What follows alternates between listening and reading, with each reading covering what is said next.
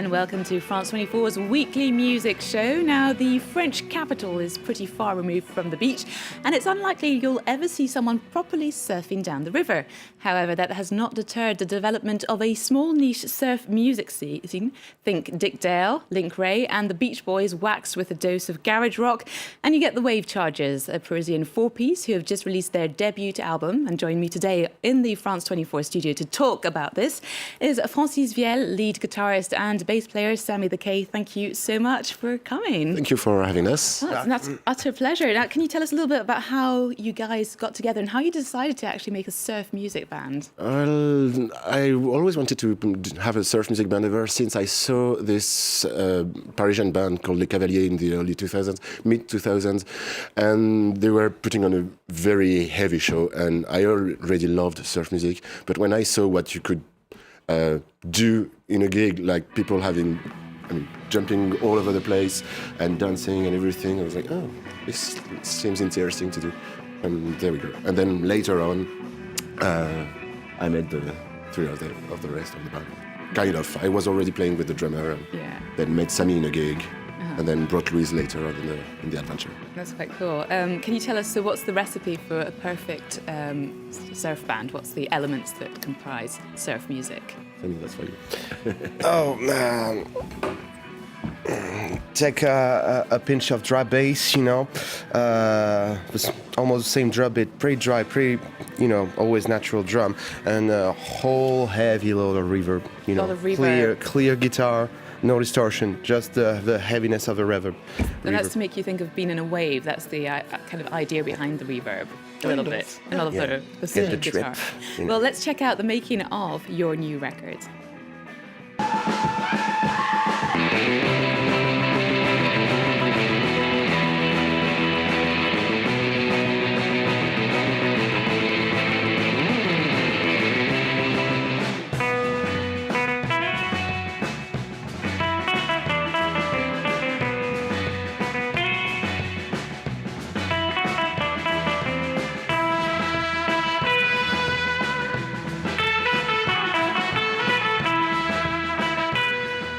Wave Chargers there, who've just released their first album. Now, as we can see from this footage, you kept it very vintage. You used analog means to record the album, and also you were surrounded by beautiful cars. Can you tell us a bit about the experience? Well, the place we recorded this album in is, it's a proper studio, but just around you've got people repairing old vintage cars for that they lend for movies and things like that. So yeah, you've got cars everywhere. Mm-hmm. But then the studio is an old factory from the 1920s, very high ceiling. So you've got lots of natural reverb, great sound. And the sound engineer we worked with, Thierry, is known for making great surf music records. And you've got to record that kind of music on tape if you want it to sound proper. Like proper vintage style. And there's a lot of artists who are now going back to this analog, way of recording. Jack White's probably one of the most famous ones. And also I know Trent Reznor from Nine Inch Nails likes to combine digital and analog. So you're just going for full vintage. Now the style is first and foremost Californian. But you've been touring quite a bit around France, and you've met and rubbed shoulders with other surf music artists. Is there something specific to the surf music style here in France? I don't know. The time you were able to wake up the next morning, probably. But however, quite a, scene is quite discreet on the mainstream media, but quite alive, and it's always been like for the past 10, 20, 30 years whatsoever, probably even before, since the beginning, probably. But in the end, you end around, you meet people. That's how, the underground scene moves on. You meet people, you get friends, everybody's helping each other. And you merge a lot with the rockabilly scene as well, because that's another vintage scene that's quite prominent. We merge with the 50s scene, the 60s scene, mostly the garage scene, and all, where we come from, mostly. So but a bit of everything, really. Yeah, we're thinking also of La Femme, who are probably one of the most famous bands in French rock, because they do surf music mixed with psych rock, and they've managed to export. Do you think that, would you ever consider mixing styles up, or would you always stay very traditionalist? I don't know. We just can't know yet how the band will evolve. Probably not like La Flamme, even though I really like it, but it's not the case of everyone in the band. But for instance, La Flamme started, they were a big fan of Les Cavaliers, the band I mentioned earlier. They even brought one of the guitarists from Les Cavaliers on tour with them and so on. So, yeah, there are connections everywhere like that. And so your album I've listened to quite a lot. It's perfect for a road trip, obviously. But what were your own personal inspirations when you were composing? Because none of you are proper surfers. I know that. We sidewalk surf. Sidewalk surf, yeah. But you've got titles like Catwoman Twang, Headhunter, you know, where did those... Depends on all the tracks, but something like Catwoman Twang just started because there was this kind of riff that might have reminded of Batman in 1966, the campy show. And then, depends on everything. Headhunter was kind of influenced by the British band, the Hunters, that were like the Shadows and things like that. I don't know. I think it's just like when you play something instrumental in the end, you got to create a bit of a universe around it.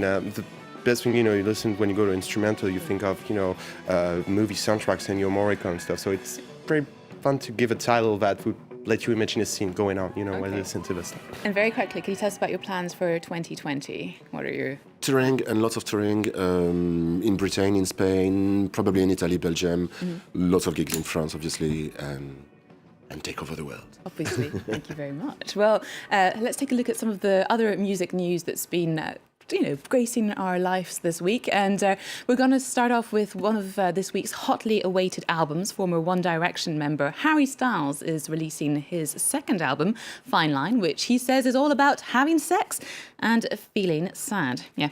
Now, if you get the physical album, you'll get treated to a photo of the singer naked. That said, the album does feature a couple of decent pop ballads like Watermelon Sugar. And overall, I'd say he's playing the retro rock crooner card. I'm not sure about the latest single. The video sees him make friends with a fish. Take a look.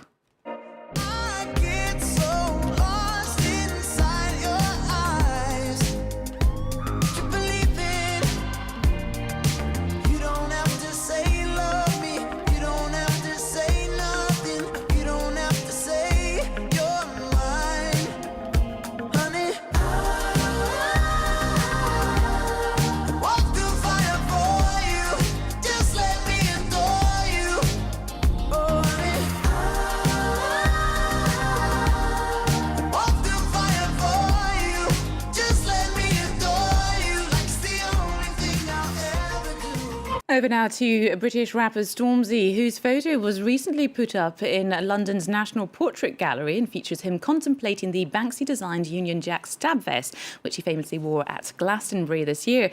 He's known for calling out politicians, and his second album is out this week and is entitled Heavy is the Head. It's a reference to Shakespeare. You will have recognised that, obviously. Now, there's some amazing tracks on this album, but sadly, I'm musically not that impressed with the latest single, which features Ed Sheeran and Burna Boy. Here we go.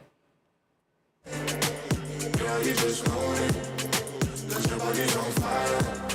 Show me how to control it. Can go ahead and step and get higher. Girl, I love how you hold it. I put my hand there. Hold it. I'ma be right by ya. I'ma be right by ya. I'ma be right by ya. Apparently this is about female empowerment, but I just get the feeling that Ed Sheeran's been kind of all over the place and overused and over-collaborated with other musicians. In any case, you'll be able to check out Stormzy live in 2020 as he'll be touring around Europe, Asia, Africa and America. Samy and Francis, Wave Chargers, thank you so much for coming on the show. I'm just going to remind people that they can check out your wonderful album that's available, order it online, amongst others, or go to their gigs and check them out.